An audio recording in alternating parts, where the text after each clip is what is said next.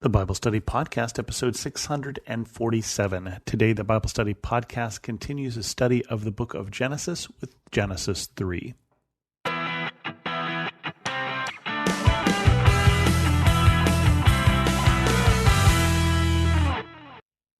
Welcome to the Bible Study Podcast. I'm your host, Chris Christensen. We get here in Genesis 3, the fall. And one of the reasons we get right away to the fall in the book of Genesis is, again, the whole Bible is about this relationship between God and his people, especially in this fallen state. Genesis 3. Now the serpent was more crafty than any of the wild animals the Lord God had made. He said to the woman, "Did God really say, 'You must not eat from any tree in the garden'?" The woman said to the serpent, "We may eat fruit from the trees in the garden, but God did say, 'You must not eat fruit from the tree that is in the middle of the garden, and you must not touch it, or you will die.'" "You will not certainly die," the serpent said to the woman, "for God knows that when you eat from it, your eyes will be opened, and you will be like God, knowing good and evil." When the woman saw that the fruit of the tree was good for food, and pleasing to the eye, and also desirable for gaining wisdom, she took some and ate it. She also gave some to her husband who was with her, and he ate it. Then the eyes of both of them were opened, and they realized they were naked. So they sewed fig leaves together and made coverings for themselves. Then the man and his wife heard the sound of the Lord God as he was walking in the garden in the cool of the day, and they hid from the Lord God among the trees of the garden. But the Lord God called to the man, "Where are you?" He answered, "I heard you in the garden, and I was afraid because I was naked, so I hid." And he said, "Who told you you were naked? Have you eaten from the tree that I commanded you not to eat from?" The man said, "The woman you put here with me, she gave me some fruit from the tree, and I ate it." Then the Lord God said to the woman, "What is this you have done?" The woman said, "The serpent deceived me, and I ate." So the Lord God said to the serpent, "Because you have done this, cursed are you above all livestock and all wild animals. You will crawl on your belly, and you will eat dust all the days of your life. And I will put enmity between you and the woman, and between your offspring and hers. He will crush your head, and you will strike his heel." To the woman he said, "I will make your pains in childbearing very severe. With painful labor you will give birth to children. Your desire will be for your husband, and he will rule over you." To Adam he said, "Because you listened to your wife and ate fruit from the tree about which I commanded you, you must not eat from it. Cursed is the ground because of you. Through painful toil you will eat from it all the days of your life. It will produce thorns and thistles for you, and you will eat the plants of the field. By the sweat of your brow you will eat your food until you return to the ground, since from it you were taken. For dust you are, and to dust you will return." Adam named his wife Eve, because she would become the mother of all the living. The Lord God made garments of skin for Adam and his wife and clothed them. And the Lord God said, "The man has now become like one of us, knowing good and evil.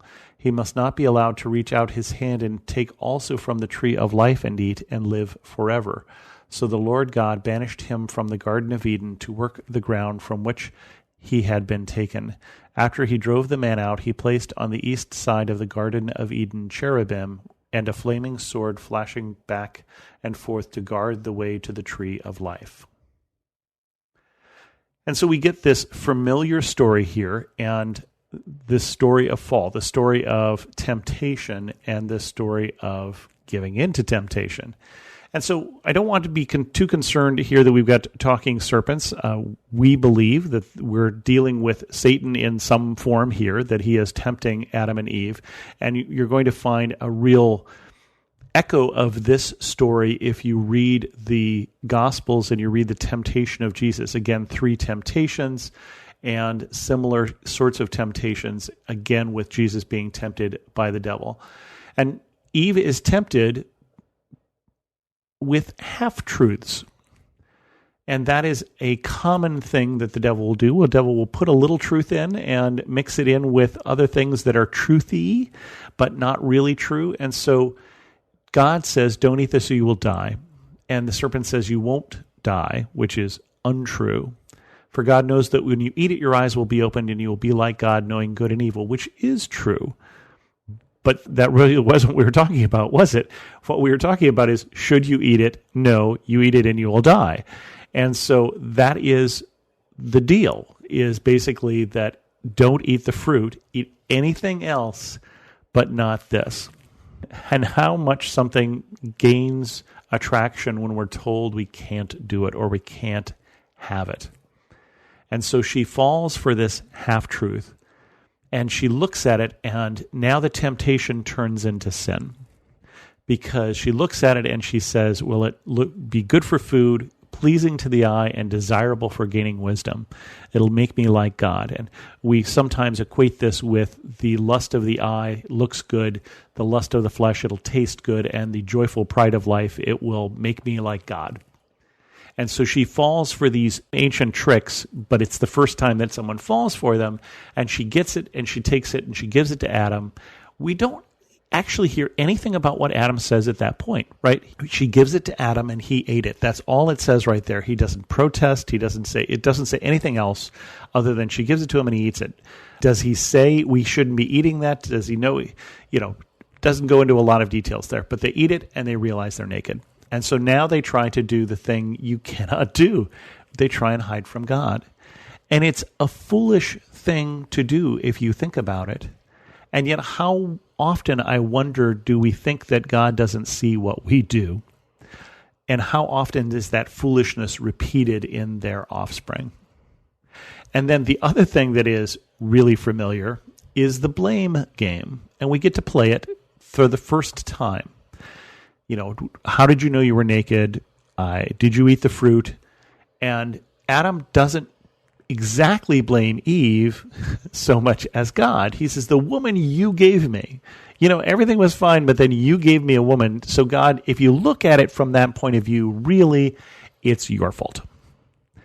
And God isn't buying any of that. So he says to Eve, well, did you eat the fruit? And she says, well, it wasn't really me. It was really the snake who talked me into it, who tricked me into eating it.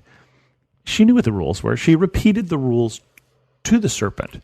And so there's no excuse here, but we're playing the blame game. And we tend to do that too. We tend to do that either in one of a couple forms. One is at least I'm not as bad as that guy, or it's not really my fault. I don't know if you've ever come across people who can't own up to what they have done wrong, but it's always somebody else's fault. That is a sign of spiritual immaturity. It's a sign of immaturity in general, but definitely something if you can't own up to your mistakes, but if your mistakes are always somebody else's fault, that's not a good thing. But it's an old story, and it goes back here to the 3rd chapter here of Genesis. And so the snake is cursed, the ground is cursed, Eve is going to have childbearing pains now. All of that is just the results of what happened. That is just the consequences of the decision. And even if God forgives us for our sin, there can be consequences to the sin that we have. And in this case, these are the consequences. They didn't ask God ahead of time, but God could have told them probably, well, what will happen if we eat it? He says you'll die, which they're going to, but there are other things that are going to happen as well. They didn't ask because they didn't want to know. They didn't ask because they didn't think they'd do it. They didn't ask because we don't ask. We don't think about consequences, even when the consequences, like this case, are made very clear ahead of time. And so God gives them garments and throws them out. And then the interesting thing here is that let's throw them out because they might then eat of the tree of life and live forever. And there's been various different thoughts on why that is. Is that they would live forever in this state of perpetual sin, and therefore it's not a good thing, or just that that's not God's plan and that's not a good thing. But basically at this point, everything changes and they're no longer in paradise. And from this point on, through the rest of the book, and I don't mean Genesis again, I mean the Bible, until we get to that New Jerusalem at the end of the book of Revelation, everything in between is a broken and fallen world. And that's the context we need to have as we read Genesis, but as we read the rest of the Bible as well, or as we live our lives, is that we live in a broken and fallen world that is going through the consequences of sin. Sin breaks relationships. It broke the relationship between Adam and Eve and God, but it still today breaks relationships.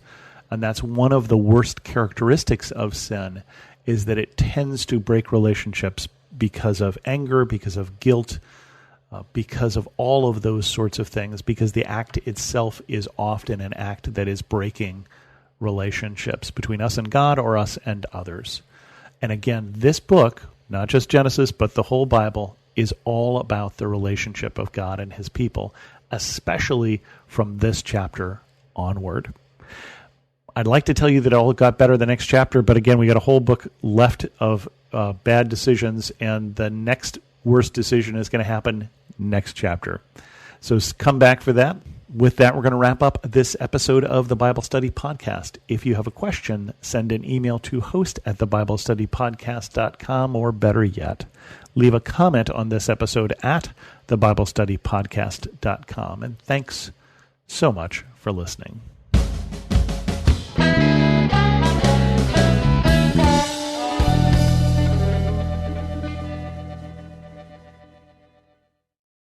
In a recent survey, parents reported that 52% of homeschooled children need learning accommodations. These parents need practical advice, encouragement, and hope to fuel their homeschooling efforts.